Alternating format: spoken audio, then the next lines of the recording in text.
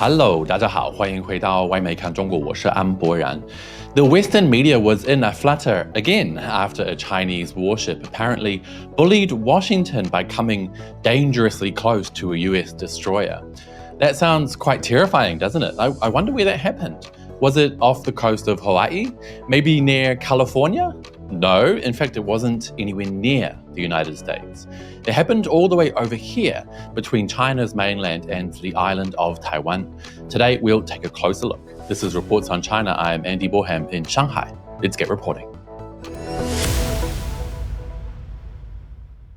To be clear, we do not seek conflict or confrontation. Those were the hilariously ironic words of US Secretary of Defense General Lloyd Austin after a Chinese PLA vessel intercepted the path of a US destroyer in the Taiwan Strait last week. Again, I just want to show you guys where the Taiwan Strait is compared to the continental USA. Now, ask yourself, what business does a US destroyer have in this part of the world? Well, we'll talk about that shortly. But first, the Western media called it a near collision as they had a complete meltdown. Let's take a look at some of the mania. Breaking news, a dangerous close call at sea.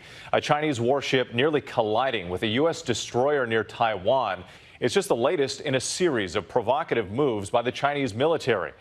Tonight, the harrowing moment. A Chinese warship dangerously cuts off a U.S. destroyer in the Taiwan Strait. To be clear, we do not seek conflict or confrontation, but we will not flinch in the face of bullying or coercion. The US and Canadian navies were conducting a joint exercise in the Taiwan Strait, and that is when a Chinese warship cut in front of the US vessel. A Chinese warship is cut in front of an American destroyer in an unsafe manner in the Taiwan Strait. US and Canadian navies had been conducting a routine exercise when the warship came within 130 metres of the destroyer. It's pretty close. The actions of the Chinese ship violated maritime international waters rules of the road. China has blamed America, though, for purposely causing risk in the region. Its defence minister believes America should stay out of the region. What's the point of going there? What does it have to do directly with your interests? We need to be eyes wide open on China. And the fact is that they have become an increasingly disruptive global power. That hilarious quote at the end there was from Canada's Defence Minister, Anita Anand. I find it completely terrifying that anyone in the West could be so brainwashed to believe the words that come out of these politicians' mouths. Does the public really have no ability to think for themselves based on the facts at hand? China has become an increasingly disruptive global power, she says. Lady, listen to yourself. That US-guided missile destroyer and the Canadian frigate were intercepted off the coast of mainland China. You are literally sending warships to the coast of China, thousands and thousands of miles away from your home, and you have the gall to say it's China that's becoming disruptive. The fact of the matter is that the US-led Western hegemony knows that China is getting stronger and stronger, and that China is the first nation in decades with a legitimate shot at putting the US-led West in its place. That is what they can't tolerate. Sending warships off China's coast is extremely provocative and a clear attempt to ratchet up tensions in the region. The usual idiots on Twitter are coming to Washington's defense, quoting the United Nations Convention on the Law of the Sea as the basis for the US to bring warships this close to China. Likewise, the US Secretary of Defense added to this point at the Shangri-La Dialogue in Singapore recently. This from the AP. In his speech the previous day, Austin broadly outlined the US vision for a free, open, and secure Indo-Pacific within a world of rules and rights.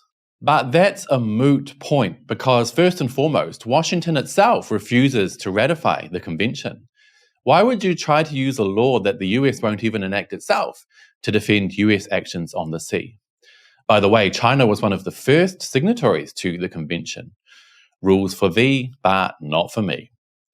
Washington has a hideous history of failing to ratify international treaties that many other countries in the world support.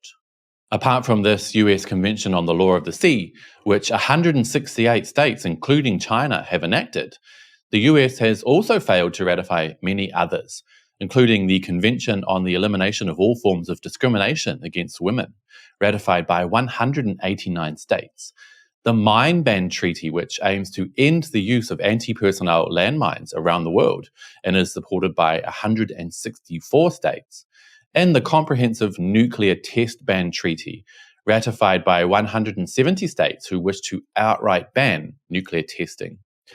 There are many more examples, which begs the question, how does Washington dare claim it supports the so-called international rules-based order when it constantly shirks responsibility by ignoring important international treaties that most other countries in the world have signed up to? Shocking. Other Twitter users who don't understand much about the world bleated on about the Taiwan Strait being so-called international waters. Now, I have breaking news for you. There is no such thing as international waters in international law. It literally means nothing. Another card they try and play is the idea of innocent passage, which is also completely irrelevant. Article 19 of the Convention says that passage is innocent so long as it is not prejudicial to the peace, good order, or security of the coastal state. Sailing warships through China's waters without being invited is definitely prejudicial to the peace, good order, and security of the coastal state, in this case, China. Also, if the US claimed innocent passage, it would be de facto admitting it was passing through Chinese territory.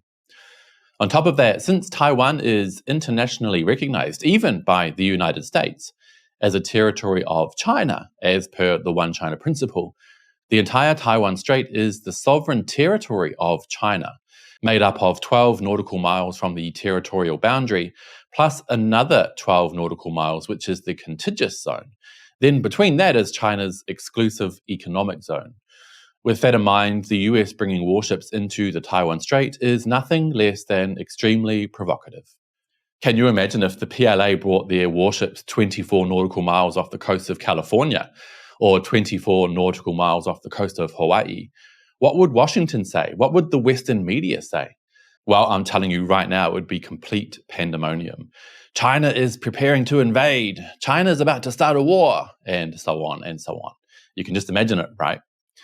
China's Defense Minister, General Li Shangfu, had stern words to say about US provocations in the region. He said, "Our Chinese military planes and warships will never go near the territorial airspace and territorial waters for so-called navigation hegemony.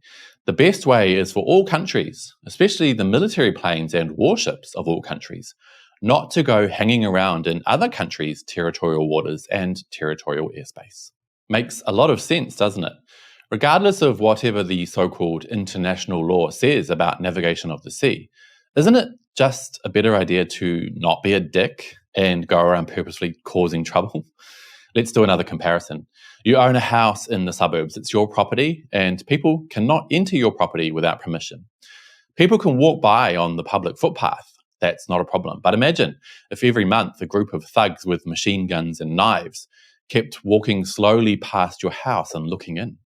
And when you kicked up a stink about it and complained that it made you feel uncomfortable, they just said, "I'm just walking on the public footpath, but I do not seek conflict or confrontation." And then the next time they came, they brought more friends with them and slowly scoped around your property with those guns and knives. This time you go out and tell them to piss off, to stop purposely trying to scare and intimidate your family. They refuse to leave and then accuse you of being increasingly disruptive in the neighborhood. Truly, that is exactly what is happening here.